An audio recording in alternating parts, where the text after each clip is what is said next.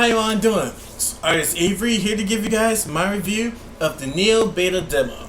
So Nioh is going to be a brand new IP brought to us by Koei Tecmo and is being developed by Team Ninja, and this is the same team that's brought us the Ninja Gaiden franchise. So for those who are big fans of it, you already know what to expect from this game. Now the cool thing about this was I was able to play not only the alpha phase, but again jump into this beta, so I definitely want to give you guys my experience on the game so we can all have a little bit of a prediction on what to expect for when the actual game does come out. So let's jump into it. So let's start this off by looking at one of my favorite phrases, "free from this mortal coil." The number of times I've seen that appear is amazing. That's one of the good things about the game, is the challenge and the difficulty in it. When you die, you have a spirit animal, and that spirit animal essentially becomes your grave marker, and that marker essentially carries all the living souls you've attained while killing opponents within the game. So you can decide to either recall it from the shrine, or you can go and retrieve it from the last spot you died at. If you decide to recall it from the shrine, you don't get the living souls you accomplished, and if you die on the way there, you lose the souls. So let's get into a little bit of what they've added into the shrine. Within the level up aspect of it, when it gets down to what attributes you want to essentially level up, they also add in the parentheses how that also affects the weapons you have equipped it. So in this case, like skill, increase your power with guns and dual swords. I think that's a really good thing to know, especially if you, like myself, are using only two types of weapons. Within my gameplay within the alpha, I was originally using a single katana and a spear to kind of alternate from close quarters to mid-range, and now I'm doing dual katana and a spear. Another thing that they've kind of changed up was the abilities in the scrolls. So now they kind of give you a little bit more of the videos on what those moves actually look like, but then they've changed it. The scrolls are kind of they have a lot more abilities and like techniques for you to learn. They did take away a lot of like passive abilities that was originally in the alpha. One really unique thing that they did add to the whole, I guess, leveling up aspect is, as you continue to kind of kill opponents with weapon, your swordsmanship is kind of graded, and you can get extra level up points, so you can learn more abilities within the scrolls and stuff, which is really awesome. That also kind of goes into what they changed within the game in terms of the overall aspect of the abilities there. So they got rid of the durability, so you don't have to worry about your weapons breaking and power level decreasing. But the cool thing, they added a familiarity system, which is awesome. So as you continue to use a weapon, it increases the weapon power. So one of the cool things within the game is now you can also like interact with some of the players, or some of their death markers, as I like to call them, fight against their ghosts. I find this a really awesome, cool way to get a little bit more experience, and also just kind of like test out weapons. So again, I fight with a lot of the dual katanas now and the spear, and this is like to really just have some change, variety within the gameplay. So the game is pretty slow paced. Within my playthrough, I typically like to spend my time kind of like on defense, just waiting for openings before I go and strike. And this is just really to get the attack patterns down.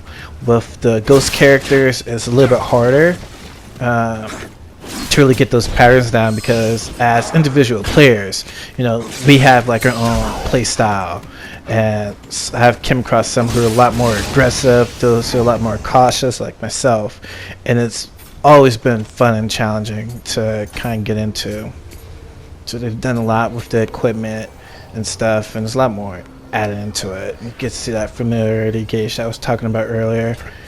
Switching to my later playthrough of the game, so I'm getting closer to the boss fight within it. But outside of seeing human enemies you come across, like the Yokai and the demons within the game, those are a little bit of the easier ones. I like to call them the cannon ponders, but if I remember correctly, I think they're called the crawlers. They're easy to kind of take out, and this usually just by using your key posts to kind of weaken their aura, and then also just giving them a barrage of attacks will also help as well.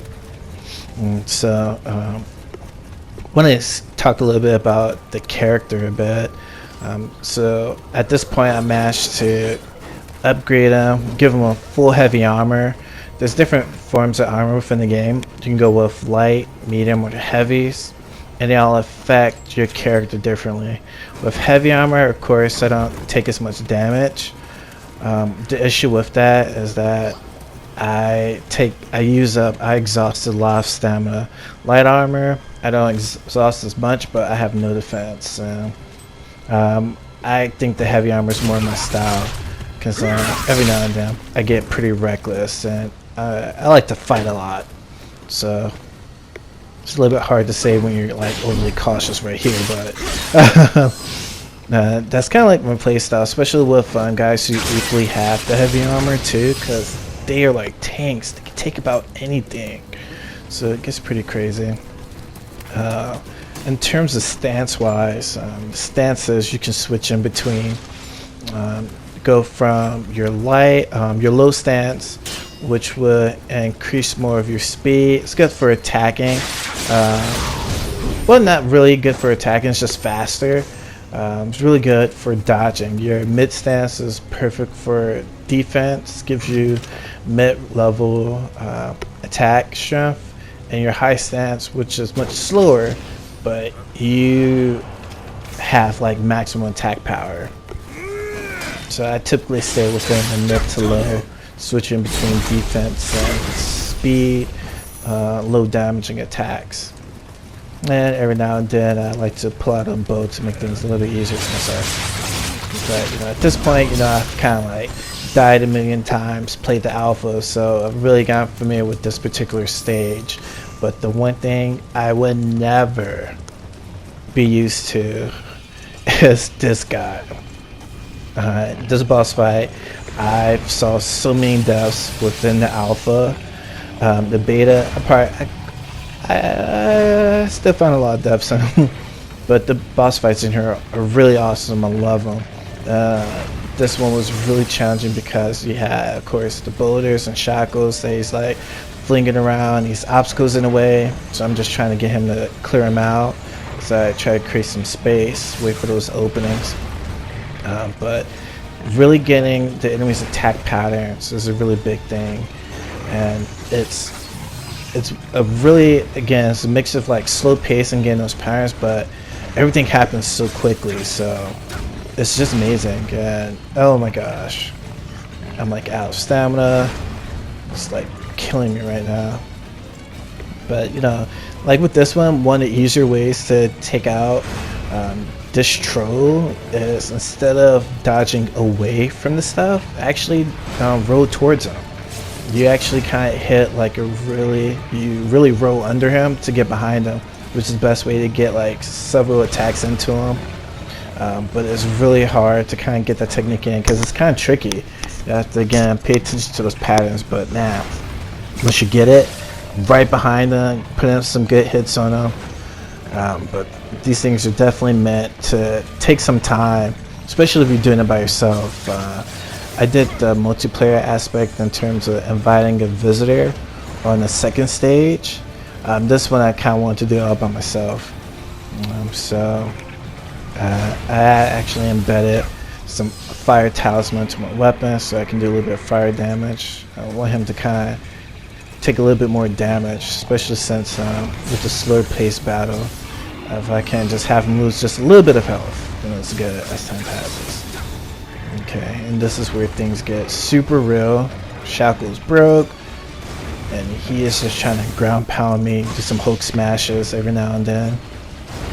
And those are always fun. I don't want to get too close to him, because he can grab you and then like just swat at you and stuff like that, but you don't want to get too far.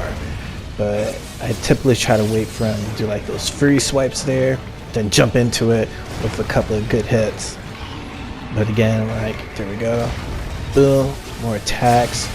But I'm trying my best not to exert too much of my stamina or my ki. Alright, so now I decided to take advantage of calling my levered weapon. Do a little bit more heavy damage to him. This is where things are about to get a little bit more fun. Look at that, his health is almost gone.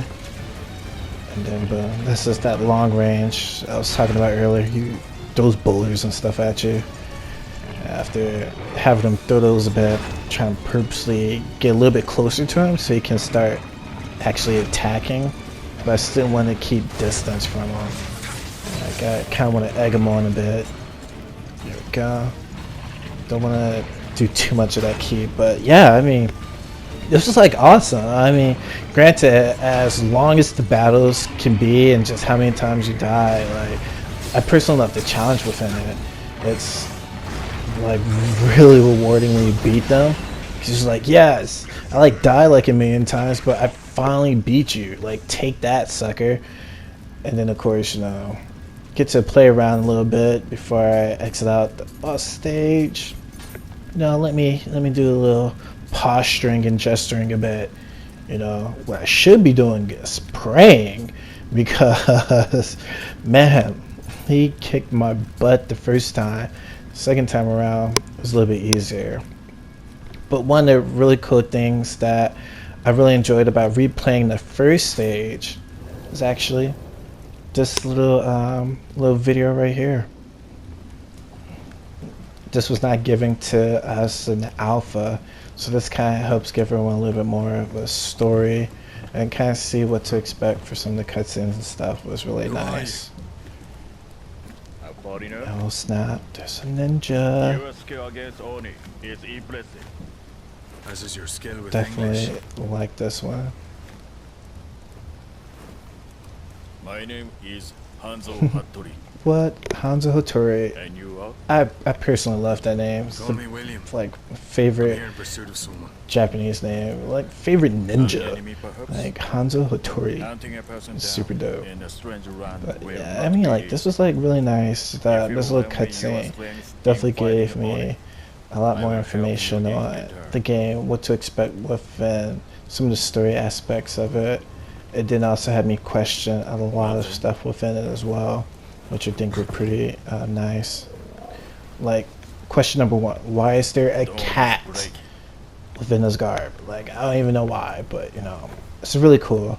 The game definitely has my attention. It has definitely also has me asking a lot of questions and seeing what else the game would give me. So I definitely hope you guys kind of enjoyed this little preview. So my prediction on Nioh, when it comes out, I think it's going to be an awesome game. As of right now, the beta demo was able to give us something that's equally challenging and rewarding. On top of that, it has Team Ninja's flair as well.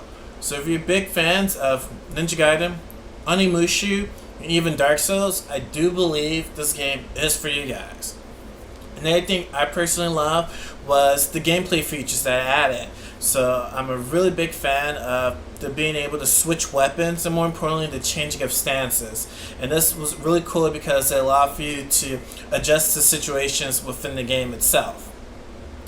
Another cool thing, well, this is just what I'm personally a sucker for, is the settings. I mean, give me anything that has feudal Japan and samurais in it, and also demon slaying involved in it, sign me up. So definitely expect me to be playing the full version of the game as well. Now, the downside to the game will also be the difficulty. For those who are not looking to deal with like that trial and error aspect or some of the stress that the game will give you from constantly restarting the game, let's be real, the game will not be for you. One technical issue I do want to bring up, I personally experienced a little bit of a frame rate jumping around. Essentially, it was like a lag, and I came across this when I was trying to snipe enemies further away from me with the arrow, shotgun, and also the matchlock rifle as well. So that's like a small technical thing that I do hope gets fixed when the game actually comes out. Now again, this is just the beta demo, so we don't have any information when the full game comes out. However, Nioh will be at the Tokyo Game Show this year, so I do hope to get some information on the game, including the release date. All in all, I do want to say thank you guys for taking the time to sit down and watch my review of the beta demo for Nioh. If you guys enjoyed the video, definitely push the like button. If you guys have something you want to talk about in regards to the game or even just my reviews in general, just leave a comment below. I reply to all of the messages you guys leave me, okay? And then the biggest thing, if you guys want to get notified on future videos, definitely push the subscribe button. I do videos every week for everybody, okay? So definitely say again, thank you guys for coming and watch my video of Nioh. Now if you guys don't mind, I'm going to try to get a little bit more demon slaying in, alright? So you guys have a good one.